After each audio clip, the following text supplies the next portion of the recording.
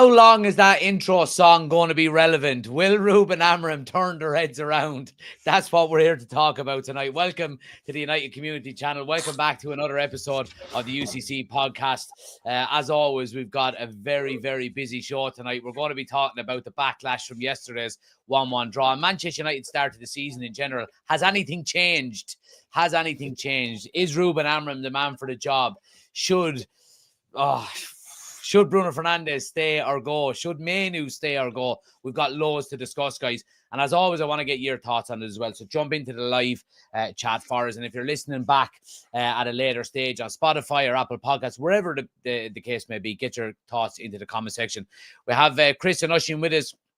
As always, how we doing, boys? All good? Hello, sir. How's things? Very good. As best as we can, I suppose. Look, we're going to start anyway with smash a like in the video, by the way, and subscribe if you're new, all of that good stuff. We'll start with yesterday's game. Oisín, I'll give you first dibs on it. Obviously, a disappointing result in the end. I said it in my match reaction, some positives, some negatives. What was your overall feelings and thoughts on it? Was that me? Yeah, sorry, Oisín. Yeah, sorry. Oh, sorry. Yeah, look, there's positives there. There is negatives there, but there's also stories cropping up out of it yesterday with some decisions that were made as to where Amorim's going to go with personnel and what he thinks about certain personnel and where they come in his pecking order. And I think still what he thinks he needs to get United back challenging for European positions. So, I mean, the positives were we came out of the blocks like we did against Arsenal last week, and we were all over Fulham.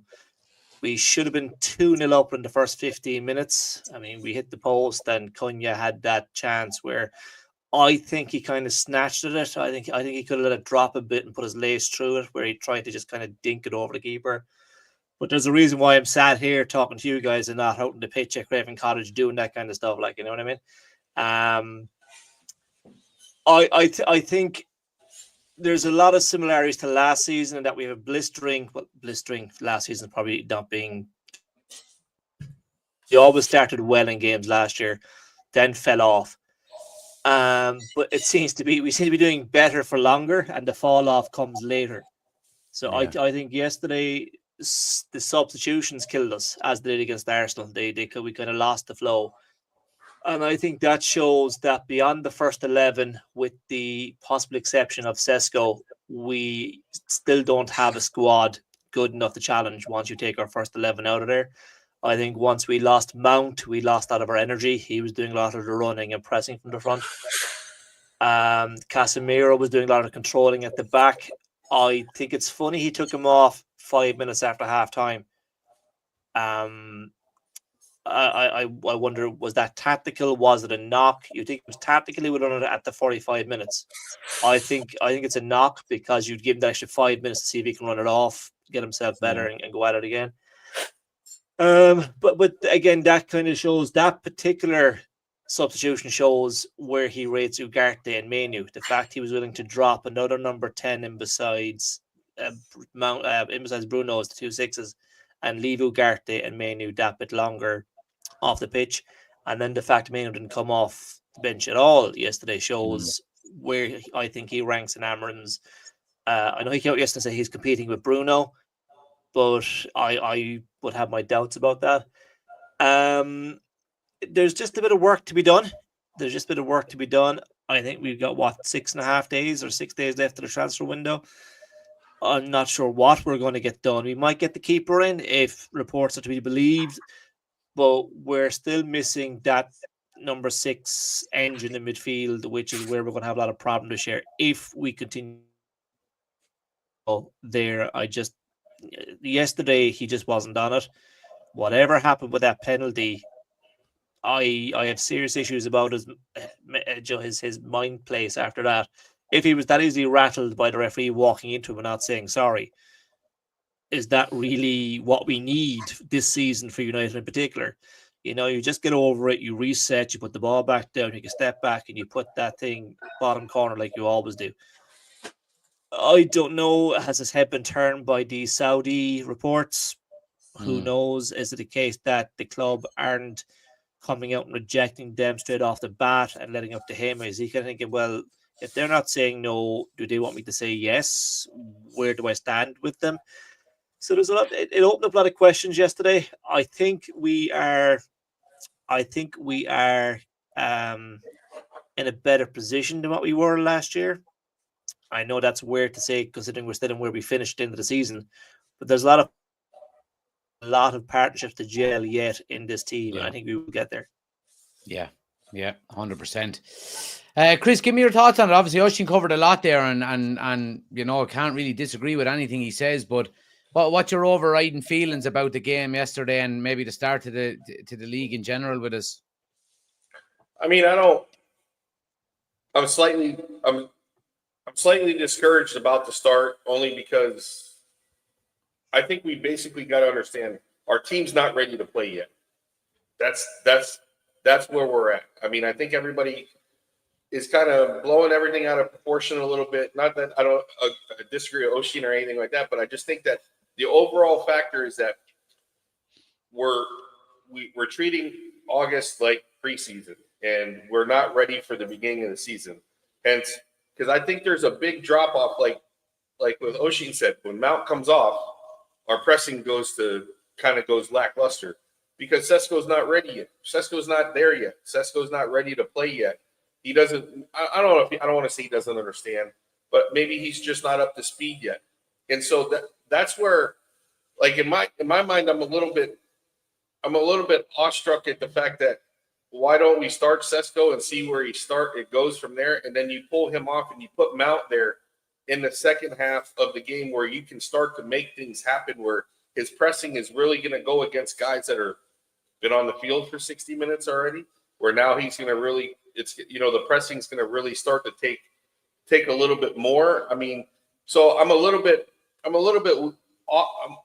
kind of dumbfounded by that, but I mean, I agree with Oisín that, past our starting 11, I think maybe 13 guys we have 13 out of 18 right now. I think we have 2 guys, depending on if you want to bring Sesko on and take Mount off, or if Sesko starts, Mount can come on and do a job and everything like that.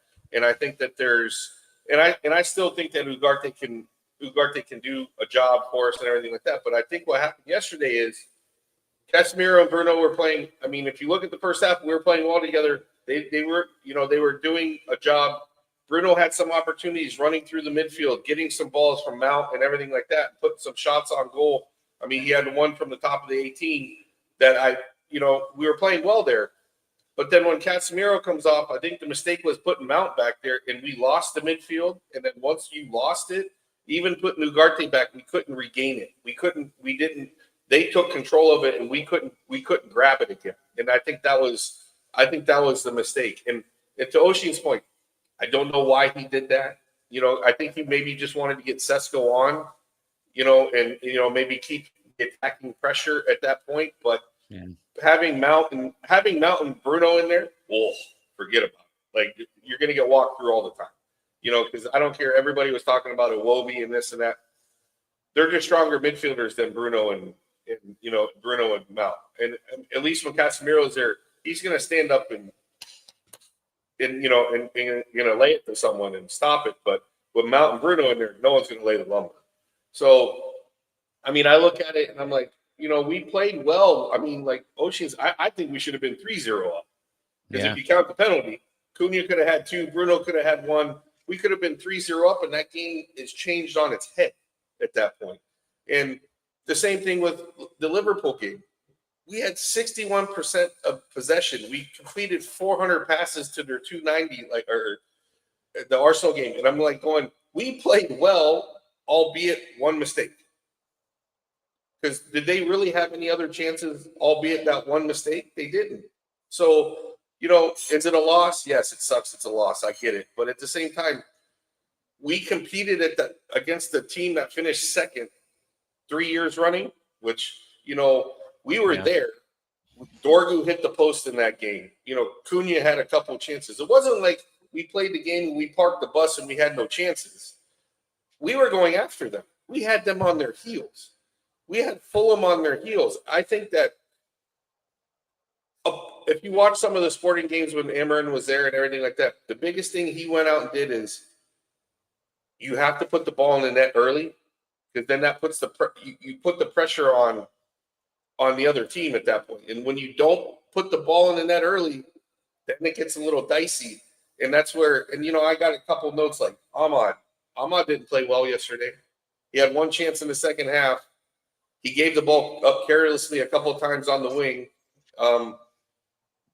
Dallo, I don't even know why he comes on, because he offers nothing going. I mean, I don't understand it. Why would you take Ahmad off and put Dallo on? You're basically, that's not an offensive thing. That's a defensive thing. So I don't understand that. Well, I think that right wing back position is one that I'm worrying about a little bit, because Ahmad hasn't, like, you take preseason into account as well. I don't know if he doesn't like playing there, if it doesn't suit him, if he's just kind of going, I want to be in the 10. I don't know, but it's starting to become a bit of a concern, that right side. It is, and for everybody that was in our group chat, Oshi knows, the Didi was killing Bruno and everything like that, and I'm like, I watched the game over again last night.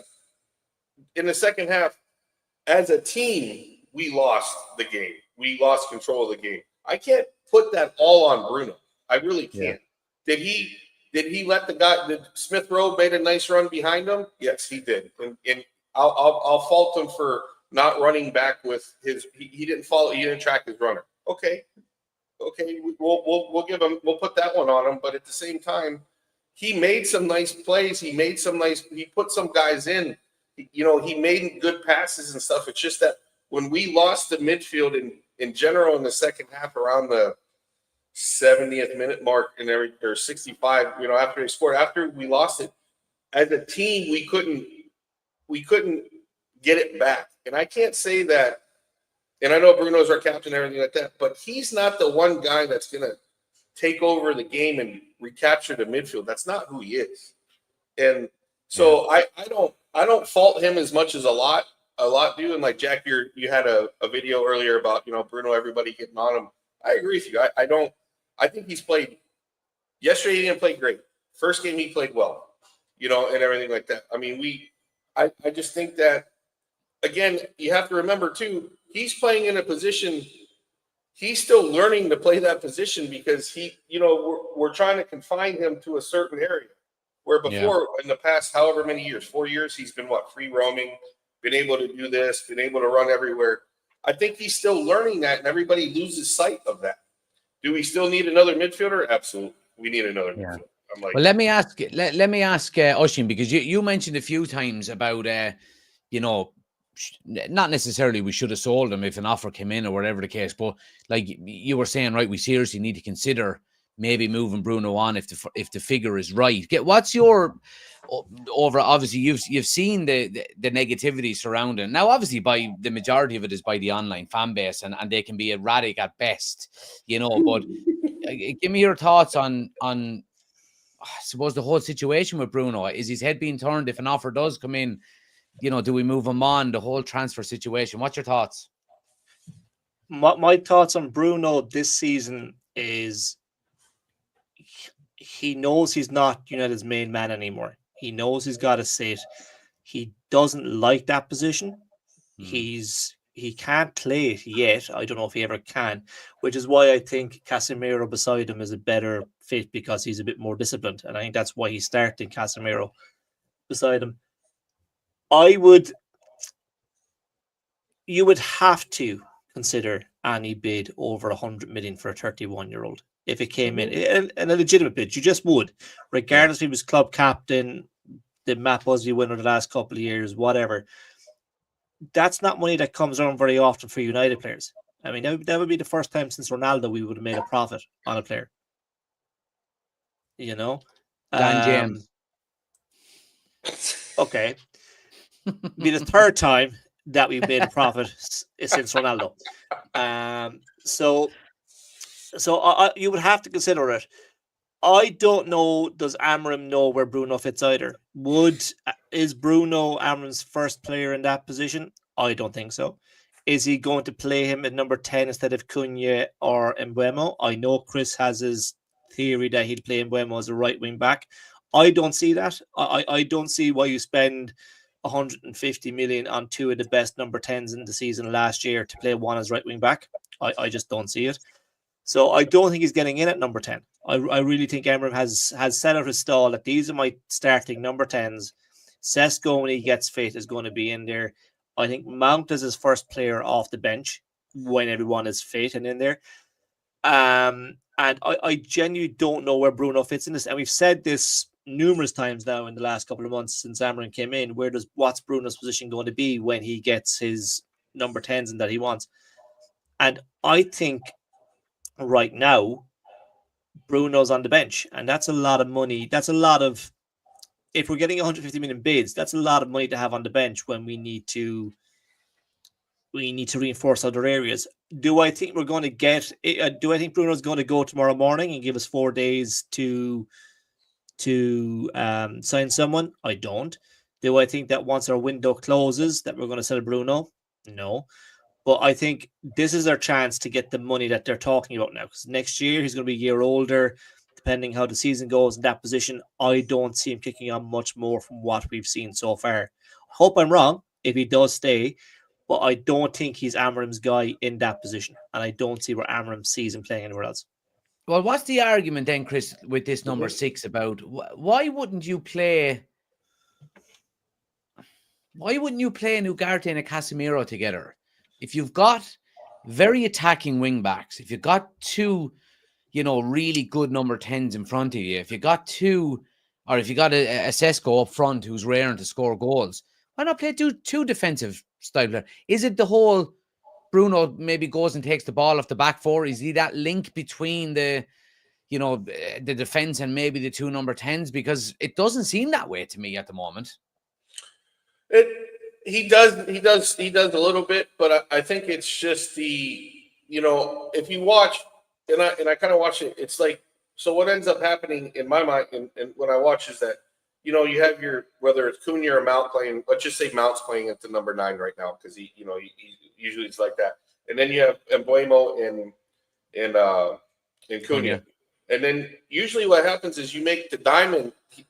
Then you have Bruno that plays right behind Cunha and Mbeumo in the diamond. Then you have Casemiro that kind of sweeps up in between the defenders and everything. Sorry, Newcastle. And the one thing that people have to understand in the system is that the defenders have to step up high. They have to be high because number three of them to be able to step through. 2-1. There he goes. But the defenders have to step through and step high. If they don't, it's not going to work, But I just think that I agree. I mean, I have to agree with Oshin. Like, how many times are you going to get 100 million for a player that's 31 years old? Do I want to sell Bruno? I don't. I really don't. But at the same time, my problem is right now in the window, no matter what you do, if you sell him, what are you going to get at this point? What are you going to bring in 5 days left in the window? You're going to have to overspend on somebody. Even if you go get a bullet, you're going to spend that 100 million and just go to Brighton and say, you're going to just trade it, and just say, okay, we got 100 million. We're going to go get 100 million for Baleba. I mean, you could do that. Or like I said earlier on in one of my videos, that why would Brighton get rid of Baleba this close to the end of the window either? That's true. But he didn't start last game. He didn't start this past game. I don't know if that's he did. They took him off at halftime. Oh, okay. So, but at the same time, it's like, so, maybe, the other thing is you look at some of these other guys that they talked about. What is it? Stiller from Stuttgart, they were talking about, and I watched some videos on him. Good player, but I don't know if he's a Premier League player, but he plays more of an 8, and if you watch him play in some of the highlights, he's always in the box.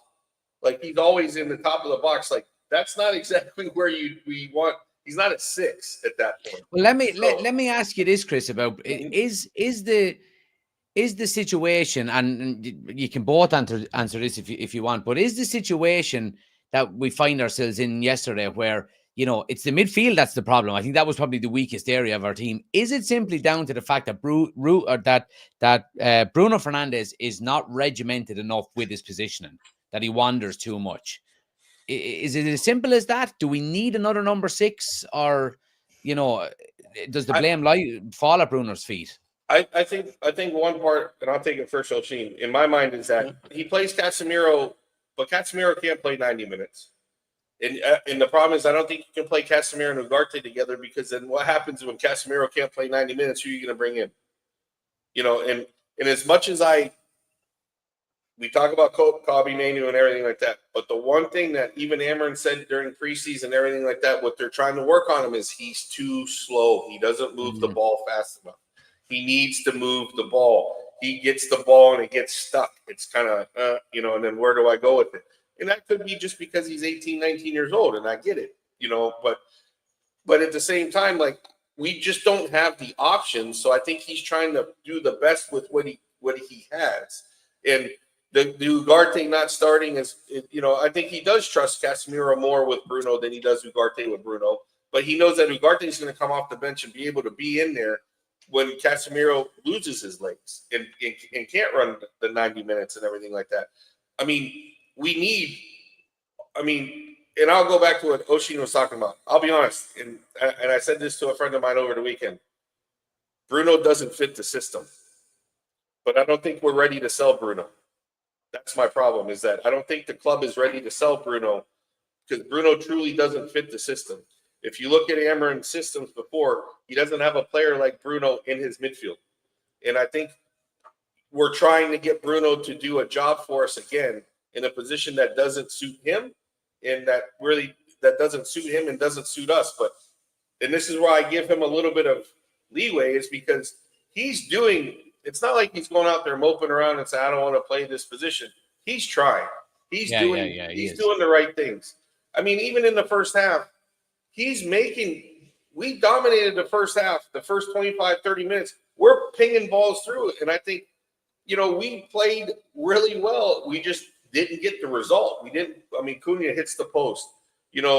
What's his name? Leno. Is it Leno? The goalkeeper makes a couple saves on Cunha, and everything like that. Like, it's kind of like, I think, honestly, once the floodgates open, once we score that one, the team will just go boom, and it's just gonna blow up at that point. Yeah. Oshin, and to add to that before we move on from Bruno. I think you can't play Bruno and Ugarte together. I think Ugarte can't play facing his own goal, so he can't take the ball off of the back line to do the transition. And I don't think Bruno is disciplined enough in there for Ugarte and him to work. So I agree with what Chris has said. He's learning a position. It's a position he probably shouldn't be in, because if we had money, if we had got Baliba, or if we got a number 6 when we were looking for number 6, I don't think Bruno is playing. I genuinely don't. I do have a question for Chris, though, and he mightn't be able to answer this, but if Bruno isn't right for the system and the system isn't right for Bruno, why keep him then? If you're not ready to sell him, if he's not right for the system not right for him, why keep him? What benefit is he to the squad? I mean, and you'll probably laugh at it, because his professionalism and his leadership and the way he plays. I mean, everybody can laugh at the throwing the hands up in the air, and no one loves that. And I don't love that either. So don't, and everything like that. But what he brings, as far as what he brings every day to the pitch, to the training pitch, to professionalism, to show up, do the right thing. You never hear you don't hear him anything bad about him. And I think just that quality, and the fact that, I mean, like we talked about earlier, if we would have sold him earlier in the window, would we all have been upset? Yeah, because he's put in his best work for us. He's done his best. And like I said in our group chat, he's done the best he can in the worst possible moment for United. You know what I mean? Because these have been the worst squads that we've had in a long, long time. But he's tried to do the best he can with it. So I have to applaud him for that. But, I mean, do I kind of wish after watching these two? I mean, I honestly don't wish, because I am not ready to jump off the bandwagon yet. I'm not ready to say the world's coming to an end because we tied at Craven Cottage. Okay. If we would have went to Craven Cottage and had it given to us, like we were lucky to come out with a tie, then I would say, okay, but we had plenty of opportunities that weren't on Bruno that we could have scored and done well and come out with a win. So that's why I'm upset with the tie, but I don't think the world's coming crashing down just yet. Yeah. Yeah. No, I agree. 100%. I want to touch on Mainoo real quick before we move on. I mean, obviously it's been a difficult start to the season for him in pre-season as well. And like I mentioned it in one of my videos today, did we get a little bit too hyped up about Mainoo at the start? And I kind of said, I don't think we did. I think because his start was so fantastic that I think, you know, the praise that he got was justified, you know. I think last season, obviously he had an injury and, you know, change of manager and so on and so forth, and a change of system. But Oisín, what do you think the future holds for Mainoo under Ruben Amorim? Because look, he's clearly not a first choice. Is he going to get an opportunity? And look, I think it's fair to say, you know, to back up Ruben Amorim a little bit here, Mainoo got a few chances last year, and I don't think he really took them either. You know, so what do you think the future holds for him? Unfortunately, and I mean unfortunately, he's going to be sold on at some point. Be it at Christmas or be it in the next few days or be it in January. I don't see his long-term future at United if Amorim's going to be there for the long haul. Going back to Bruno not fitting Amorim's system, Mainoo definitely doesn't fit the system. He's a number 8, 10, but he hasn't got the speed to play at an 8 or a 10, either in terms of moving the ball on or actually being able to cover the ground that he needs to cover in that position. Can I ask, Oisín, before you move on from that point, if that's the case with a central midfielder in a 3, which the majority of teams play, how can that be the case then in a 4? You know what I mean? Surely in a 4 you don't need as much. And I understand if you're playing in a 6, you're playing with a 2, but you've kind of got 2 lads ahead of you that should really be filling in. And you know, is it more of a collective, or is it harder maybe to play in Ruben Amorim's system than it is in a 4-3-3, for example? I think what Amorim wants from Mainoo can't do, which is get the ball, look up, play it on. Mainoo just hasn't got that ability to move his feet that quick. And that's a damning indictment of him, because I think he is a talented player and I think he will be a talented player. But I think that going back to discipline and being able to play in the position, he doesn't have that either. Like you said, Ruben gave him enough chances last year in various positions to try and stake a claim when we had the injury crisis, and he couldn't do it in any positions for what Amorim wanted. And we have to back this manager. We said it all last year when we were losing games left, right, and center. Now we've got to back him even more. He's got his team in now. We need to give him the chance. If he says that Mainoo's not good enough for me, we just have to say, right, okay, if he doesn't want them, that's the right decision for United right now. And I think that's what we're aiming towards. He did say that Mainoo is competing with Bruno for his position in the team. I don't know. I don't know. I think that's just a soundbite for the papers. If you look at yesterday, the way that Amorim set up, Casemiro and Bruno are his first 2. Then, depending on who needs to come off, either Mount or Ugarte is going in there. So that's option 3 and 4. So that means Mainoo is now 5th choice when it comes to who Amorim wants to play in there. And I don't think we have enough games coming up to give him the game time to go in there to fit into the system that Amorim wants him to.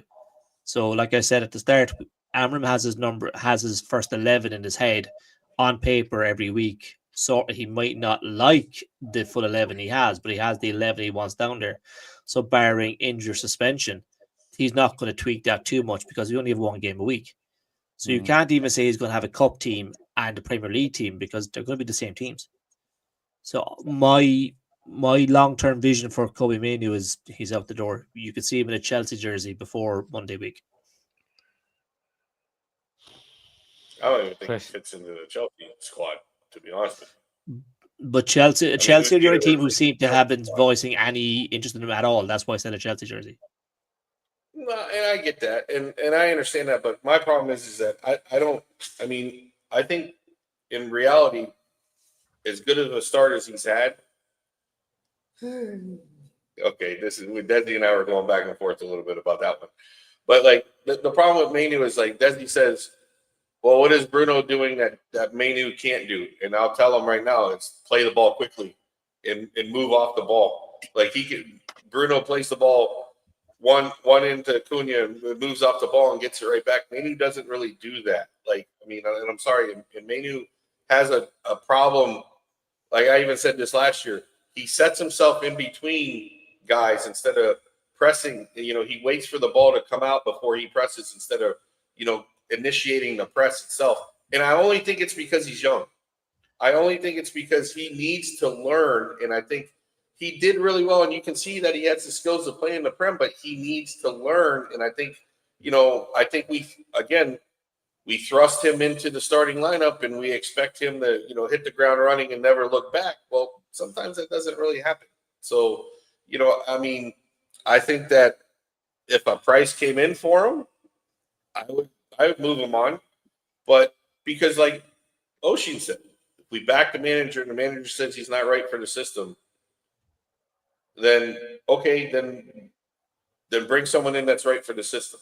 Is it the Bleba? Is it the Holman? Is it the Stiller? Is it whoever the sixth or the midfielder that you want at that point?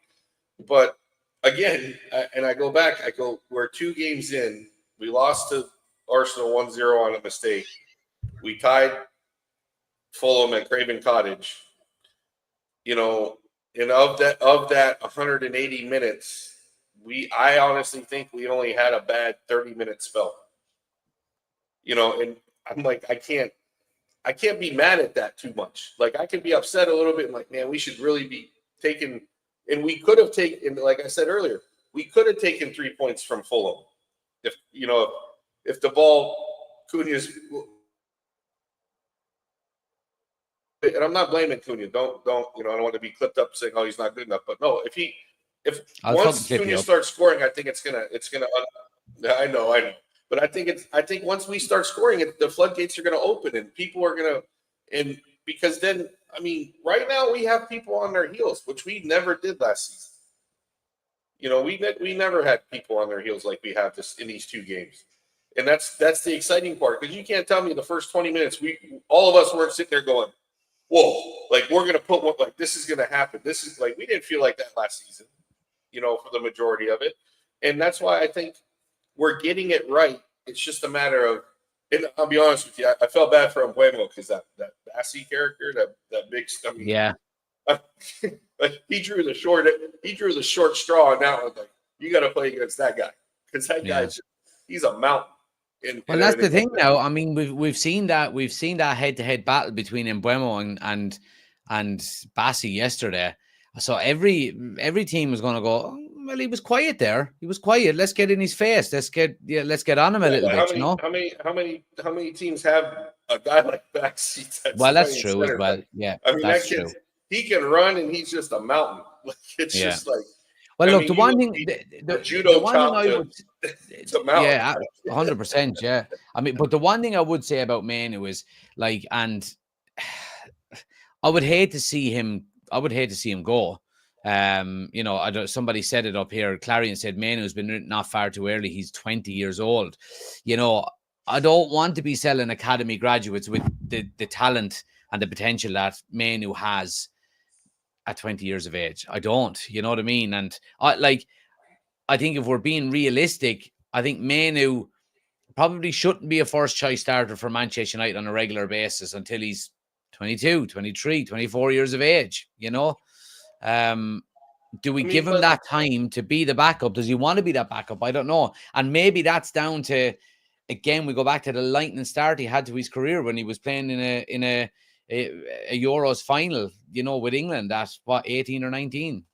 here's the question, and I'm going to throw this name out here. I mean, and I'm not saying that, but can we not take a Conor Gallagher approach to Kobe Mainoo and let him, and maybe put him on a different squad and let him get the game time that he needs at 18, 19 years old, and then, and if he doesn't fit the squad after learning and playing, because where Gallagher go to Crystal Palace for a couple seasons and he played really well, came back to Chelsea, and Chelsea fans are still up in arms about having to sell Gallagher.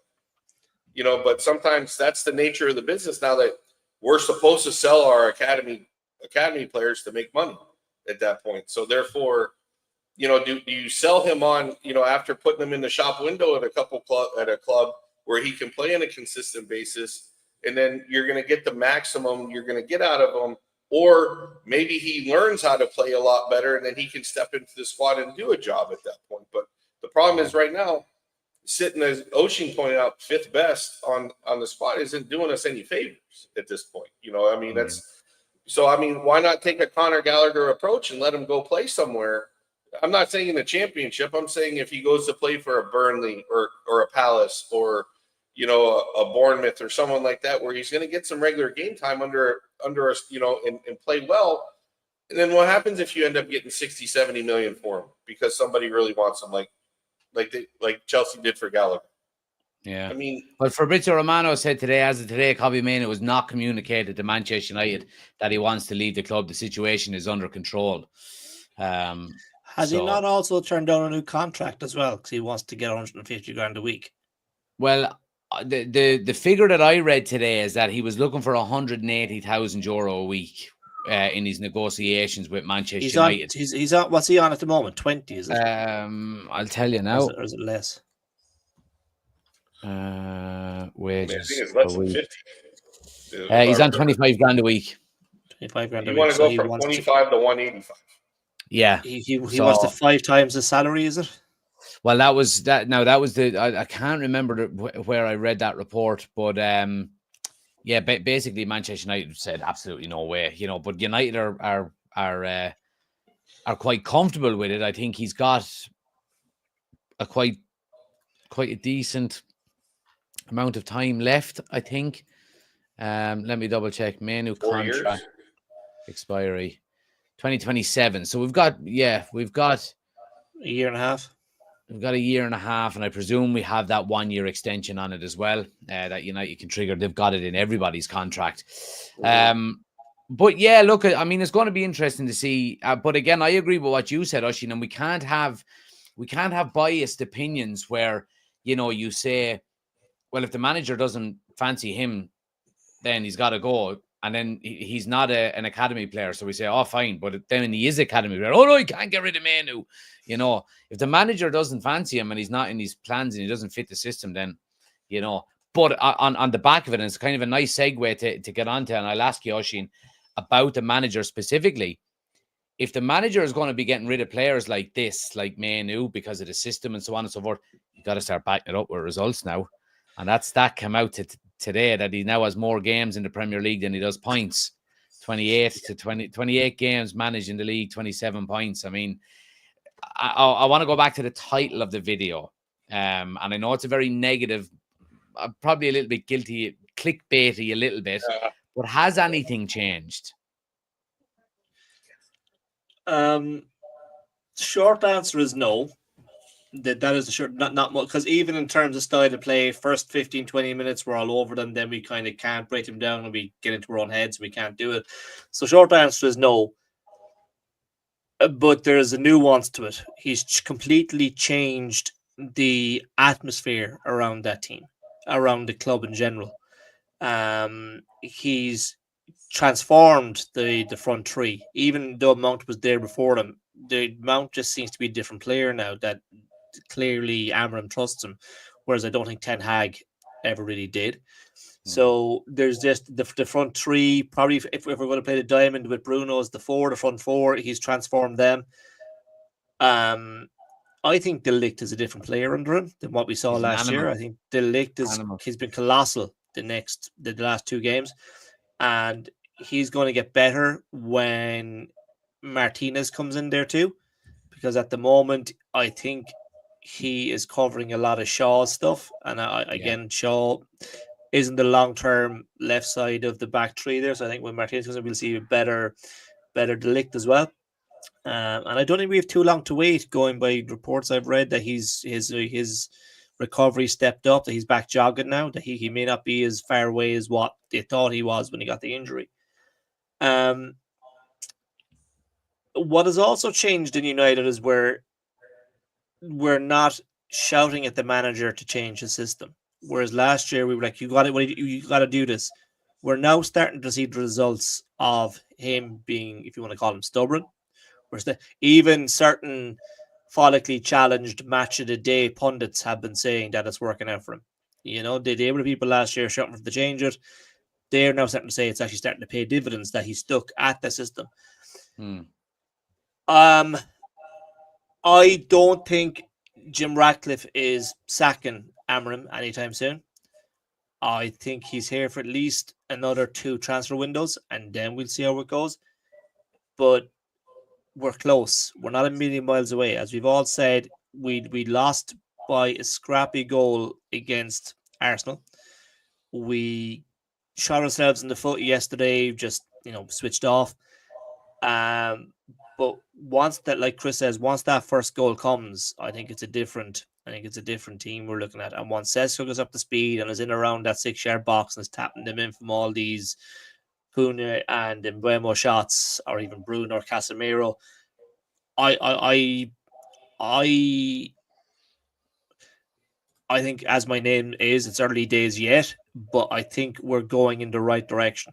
And I think we've got Grimsby on Wednesday night, and I think that's going to be, hopefully, a confidence booster. I think if we go out, I don't see him playing a hugely weakened team against Grimsby. Yeah, there's no need to. I don't. So I see him do you think it's an opportunity for the likes of Mainoo to get 90 minutes and maybe Sesko to get 90 minutes with maybe lesser pressure?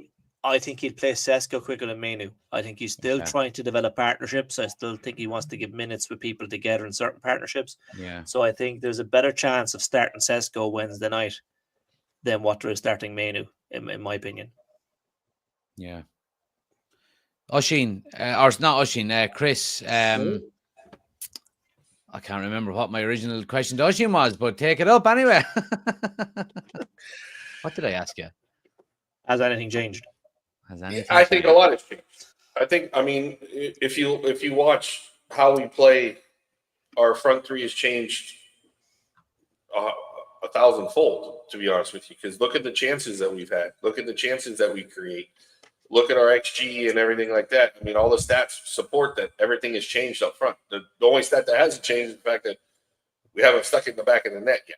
And I think that I think Sesko is, I think he's doing right by Sesko and not thrusting him into a situation where he's maybe a little uncomfortable, and like Oisín said, he wants him to develop partnerships and understand how everybody plays. But I think that once he does, maybe in the Grimsley game, I think he plays a good 60 minutes. He starts and plays a good 60 minutes and then gives him a little bit of rest and everything like that. But because I think Amorim will always look to keep guys fresh no matter what at that point, And so, I think a lot has changed. And everybody harps, yes, the midfield. I agree. We need a midfielder because I honestly think in the system you need to have at least 4 quality midfielders to be able to rotate and do what needs to be done. And we literally have 1, 2 maybe between Ugarte and Casemiro. And Bruno, but I think we need an engine. We don't have that engine yet. And Bruno's he's not there yet. Maybe he can become that.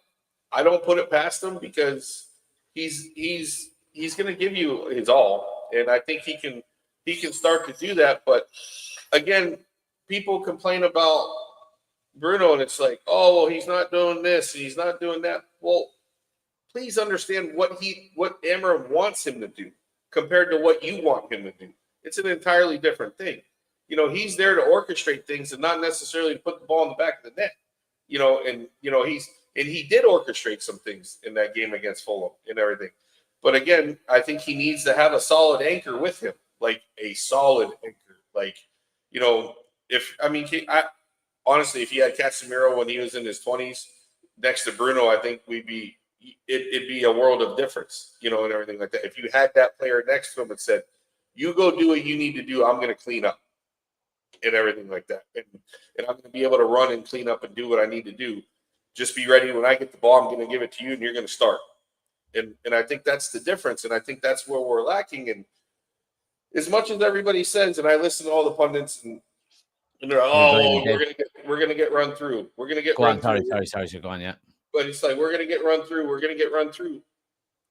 Okay, so Fulham ran through us a little for about 25 minutes, but Arsenal didn't really run through us. And Mr. Zubamendi, Mr. Worldwide, he didn't do much in that game. You're driving Desi mad here. Orchestrate. Go watch the first half, man. Watch what he does with Cunha and stuff like that, man. Desi, him and I are gonna go out in the chat group. I wish he was fucking on the live with us so you could do it here for views on YouTube. I wish we could play parts of the game and I could give you a screenshot and say, watch what he does here and watch what he does.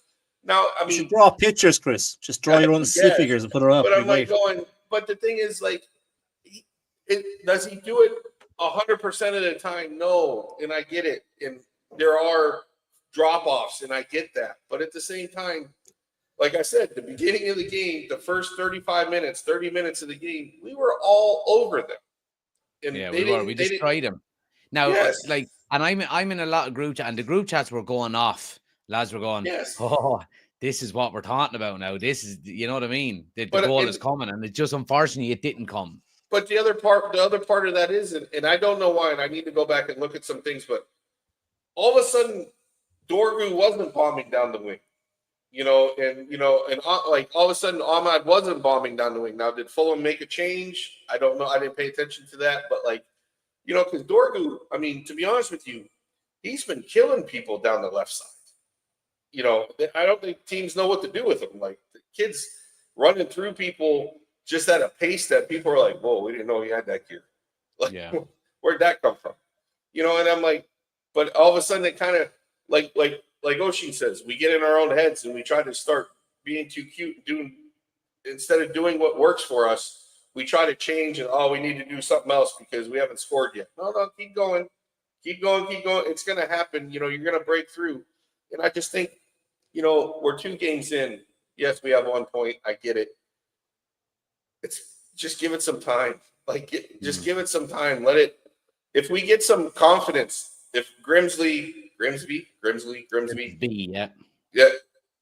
win that game. If we can win that game soundly, we play Burnley at home, and if we can handle Burnley at home, then watch everybody change and say, "Oh, wait a minute."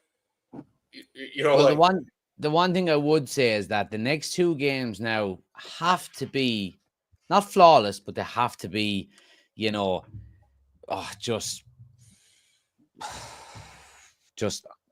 as close to perfect as it can be. Yeah. The only thing that I worry about is they have to be.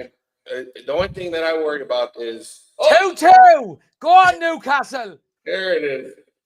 The only thing I worry about in these next 2 games is our goalkeeper, whoever it is, and what mistake they will make to destroy the morale of the team.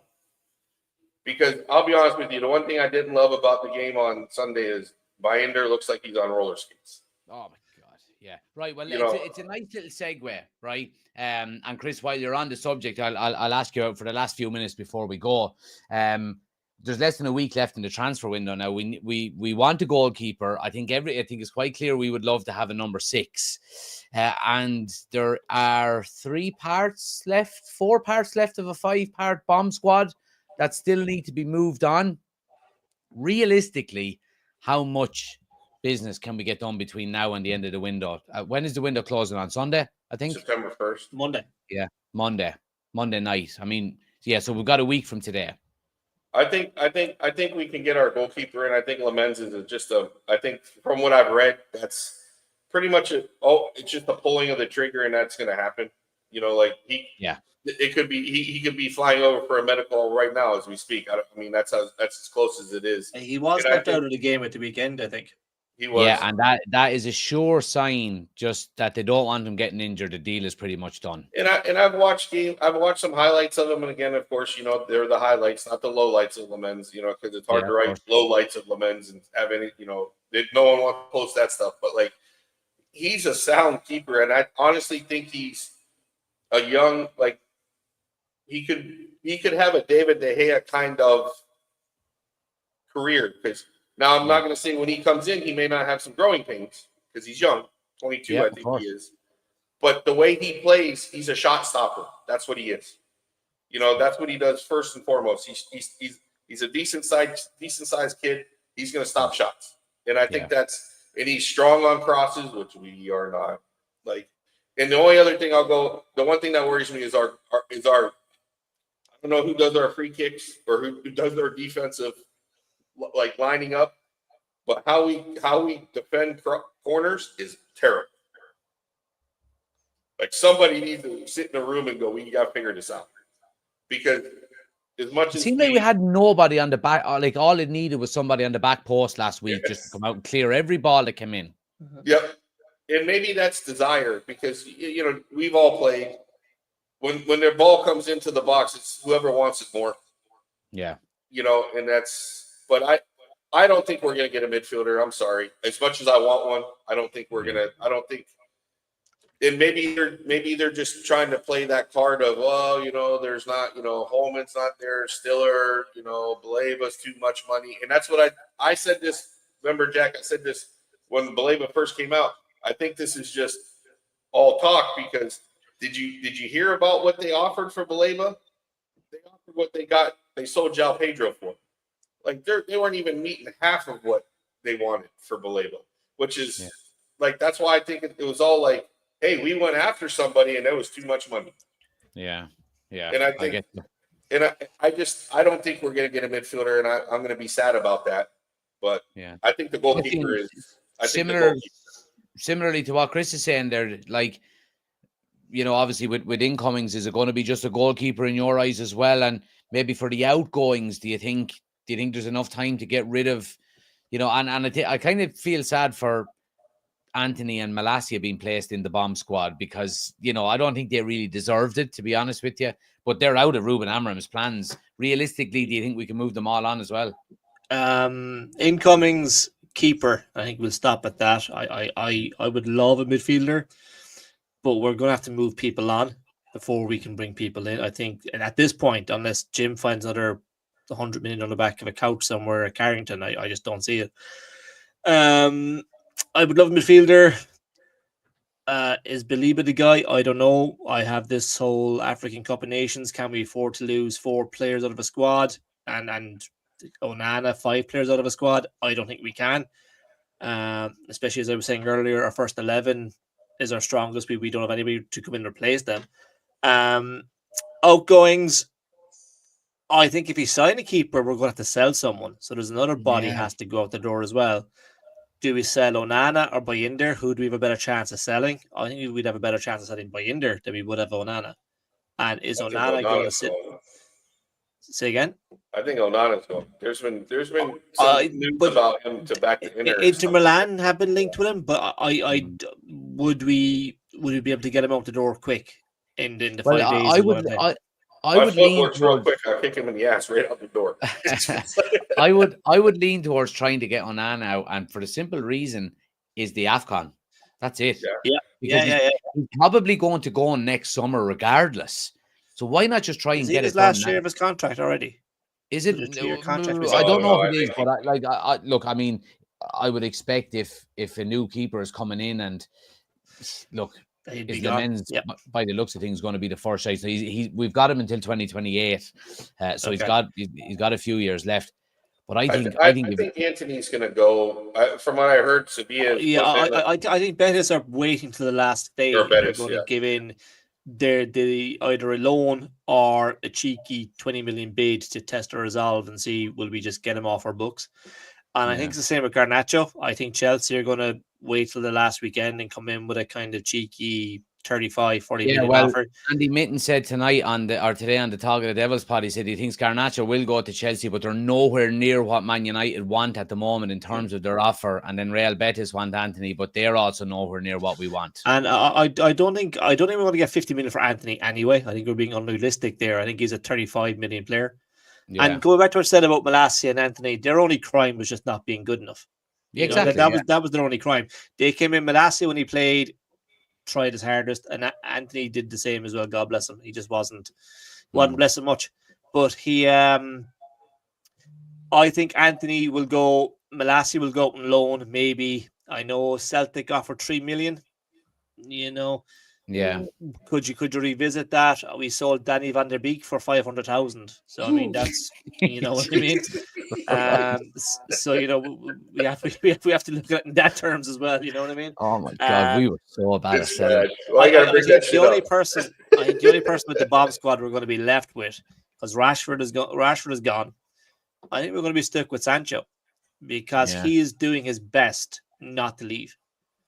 We've accepted offers from Roma, Juventus, who else? Some crowd, Fenerbahce, was it? And he wants a 10 million signing on clause for his entourage. Yes. No one's going to do that. That's the problem. No. Yep. And no one's going to do it. So I think once the window closes, I think Radcliffe needs to sit down with Wilcox and say, can we buy this guy out of the last year and just get him the fuck out of the club and just leave it at that and pay him off? Just let him go. Because he's not doing any good there. Sat on the bench, sat at Carrington, being around the place, even his presence there can't be doing good. So just give him his last year of a contract. It's £5 million sterling. That's a drop in the ocean for peace of mind having gone out the door, in my opinion. Do you know what I would do? I would make him train at 7 o'clock in the evenings. So I would. 7 o'clock in the evenings when all that's left is the janitor in the place and a couple of coaches. And if he doesn't show up, fine him and sack him and do whatever you can to him. I would do that. I'd do the same thing with there has to be a clause. There has to be something where we can get rid of a breach of contract, because bringing the club into disrepute, there has to be something there. But technically, he's done nothing wrong other than not be in the manager's plans. Yeah. Well, I mean, I don't know, because I mean, you hear about what he did with. I mean, I don't know if you could revisit this. What he did with Ten Hag, and Ten Hag sent him to Holland to train, and he's constantly late. He's constantly this. But I agree with Jack. If they don't meet the valuation for Garnacho, or if Sancho doesn't go, they both show up at 7 o'clock in the evening. You make them get out of their car. They don't even go in the changing room. You put your boots on in the car like we do in the parking lot before we go to train. You don't even get to shower. You get back in your car and you go home. And you know what? And I'd make the training so hard that they don't want to show up, because I'd make them run and run and run. And like, oh, yeah, last 15 minutes, now you can play with the ball. But now you're going to run, because we got to get you, and you put it under, we got to get you match fit. So guess what? You're going to run and send him home. And then when he doesn't show up on time, you fine him. Yeah. But when he doesn't show up on time, you fine him and everything like that. And if I pulled my hamstring. All right, well, you're gonna show up for treatment at this point in time when no one else is around. Yeah. But and honestly, I would do that. You have to make it hard on these guys to get them to. Well, let me ask you, Chris, about Highland, because negotiations with Napoli are ongoing. It looks like it's going to be a loan with a buy option for Highland. Okay. It's probably not the end of the world to have that type of deal done for him, because you would hope he can go there and maybe do well. But again, you are dicing with that a little bit, that he goes there, has a stinker, and we're stuck with him again in 12 months' time. No, but. Yes, but I'd rather see him play where I'd rather see him go out there and play in Italy, where he's going to play with the likes of McTominay and De Bruyne, and in a squad that is firing on all cylinders right now. Yeah, and hopefully he can put a couple in the back of the net, and he just raises his price, and everything like that. Because again, like what Oshin said about Anthony and Malacia, it's not that he didn't try. He just wasn't good enough, or we thrust him we put him in a no-win situation, because he didn't get the service. He didn't have the people around him. I mean, I'll be honest, like, I still wouldn't mind having him as my second choice striker if Sesko's starting, and then you bring Hoyland on at the end of the game or something like that, because I think he can do well. It's just a matter of, can you get the money for him now or not? Because I don't understand why we let Hoyland go out on a loan, because he said that he wants to fight for a spot. I mean, the only thing I can think of is Amarin says, I don't like him, just get him out. That's the only thing I can think of.